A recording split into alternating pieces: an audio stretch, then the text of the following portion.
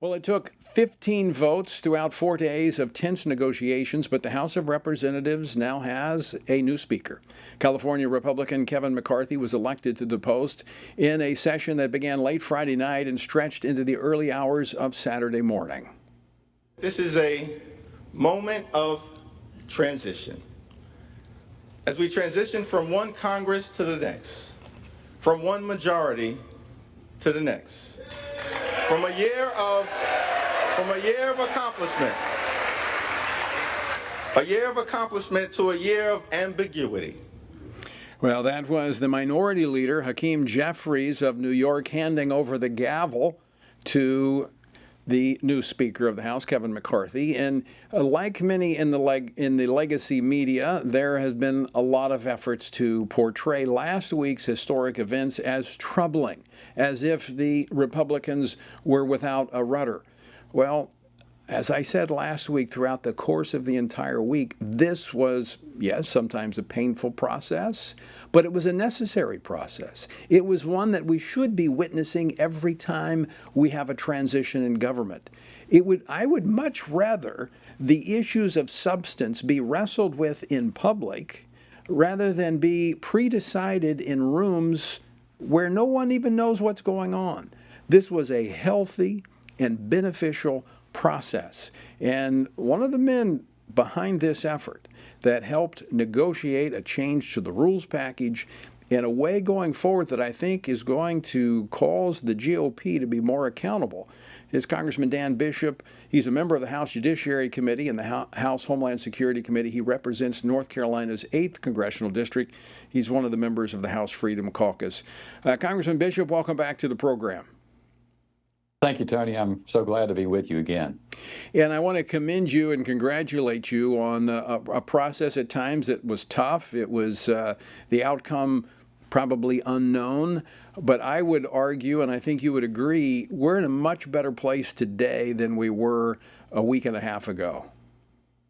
There's no doubt about it at all, Tony. In fact, referring back to the clip you played of Hakeem Jeffries, the Democratic leader, speaking, it was about avoiding ambiguity, about clarifying what we're going to accomplish together as Republicans across the next 2 years on behalf of not lobbyists, not special interests in Washington, but on behalf of the American people. And so, you mentioned that one part of the agreement, sweeping and historic changes to the rules under which the House majority operates, or the House operates, so that we have, for example, single purpose or single purpose rule that and the germaneness rule that will avoid these horrible $1.7 trillion omnibus appropriations bills that have everything stuck in them you can imagine and some things you can't imagine, and that get dropped on the out in public about 35 hours or so before they're enacted.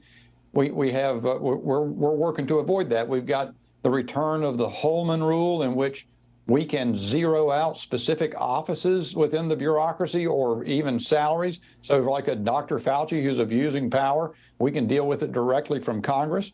And of course, the return of the device that has always been a part of the United States House of Representatives, because it's always been part of parliamentary law until Nancy Pelosi, the motion to vacate the chair. And that's not going to be used, I don't think, at all.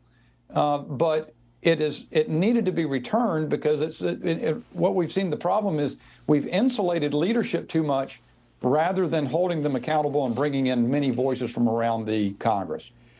Now, Dan, many in the legacy media I made reference to, but even some conservative pundits lamenting this process, saying that this has weakened the Republicans going into it. And you made the point yesterday, you were on one of the Sunday shows on, I think, Meet the Press, and I agree with you. You stated that this is actually going to make us stronger because we've dealt with these minor things, and these things, well, not all minor, some of them very substantive, but we've dealt with these up front, so we have a clear playing field and an understanding of one another going forward.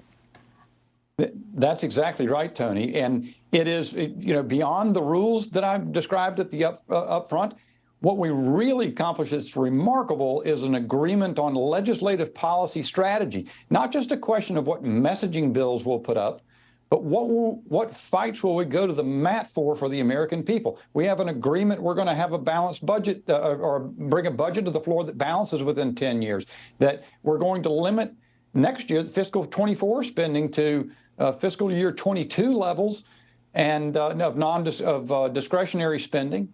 And we're going to allow every appropriations bill to have amendments that come to the floor. They don't get stopped in the Rules Committee. There's quite a lot of good stuff here. And to the point that you made, it is really lamentable, I believe, that conservative commentators decried the effort as it was underway. There's one fellow who wants to have a convention come together, an Article 5 convention, to change the United States Constitution, but he thought it was intolerably risky to extend for a couple of days Kevin McCarthy's coronation as Speaker after having been in leadership for 14 years. I just don't understand that kind of thinking. Anyone who is in the conservative world and believes that we can sit around up here in Congress and sort of drift into the next 2 years has no idea what time it is in America. We must begin reforms, and we are now on a path to do so. I agree 100%. And those on the left that were lamenting, saying, well, this is just an extension of January 6th, 2 years ago of what we saw.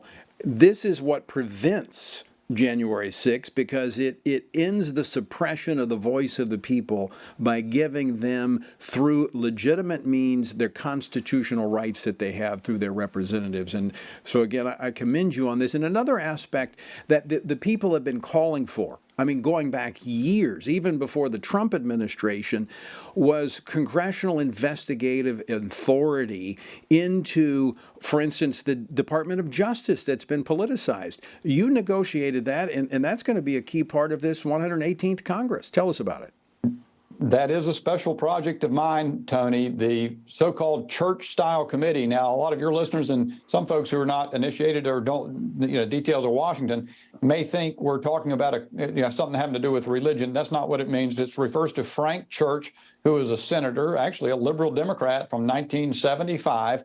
There was a Senate Select Committee set up because there had been a number of revelations in media about abuses by the intelligence community, both in foreign covert operations as well as domestic intelligence operations against the American citizens, infiltrating and monitoring people's exercise of First Amendment associational and free speech rights.